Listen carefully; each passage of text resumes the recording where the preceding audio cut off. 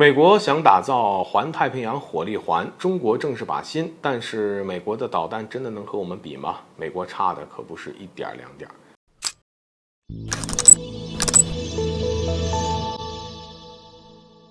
各位好，欢迎来到赵特尔观察室。这两天美国在中国周边的海域的动作看起来是越来越紧凑啊。根据美国《星条旗报》的报道，美军这个月在印太地区举行所谓的史上规模最大的战备演习，而该空军司令部司令米尼汉上将更是毫不避讳地把这次的军演的目的抖了出来，就是要测试美军能否在潜在冲突中击败中国。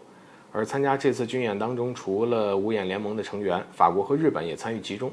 刚刚提到的这个米尼汉上将，早在今年1月份就扬言称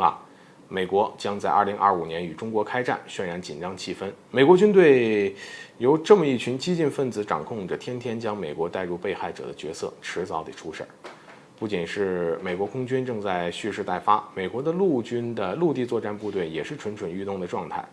而根据美国之音电台网站报道，美国国会众议院议员和联邦共和党参议员正要谋划2023年火力环法案。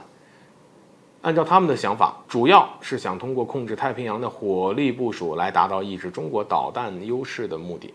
但是通过打造环太火力环的目的，我们就能够看出来，中美之间在导弹上的差距还是有点大的，而且这次是我们掌控了优势。参考2022年美国战略和预算评估中心发布的火力环后中导条约世界的常规导弹战略研究报告，我们就可以知道美国的火力环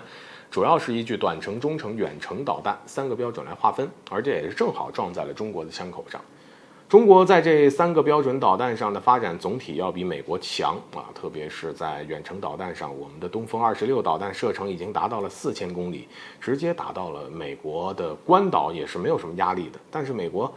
要想隔着这么远打我们，可不是这么容易的事儿啊。在19年退出中导条约后，美国的中程低风系统形成了战斗力，而远程系统美国还没来得及开发。想要隔着太平洋对我国进行打击，美国只能依赖数量有限的海军平台和不多的远程飞机来支持它的远程打击能力。但显然这样的打击是有限的要是真到那个时候，中国哪儿还会给你缓冲时间呢？美国显然也是认识到了自己在远程打击上的劣势，所以他们还将在第一岛链的国家放在火力环的部署之中。但是美国想要在印太地区部署导弹，还要求印太地区的国家自己买。目前印太地区还有10亿美元的导弹预算没有到位，所以美国寄希望于第一岛链的国家估计也很难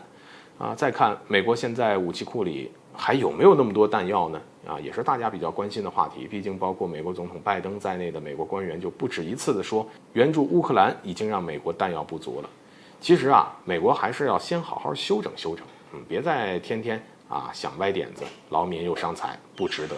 好，本期节目就到这里，欢迎点赞转发，留下你的精彩评论。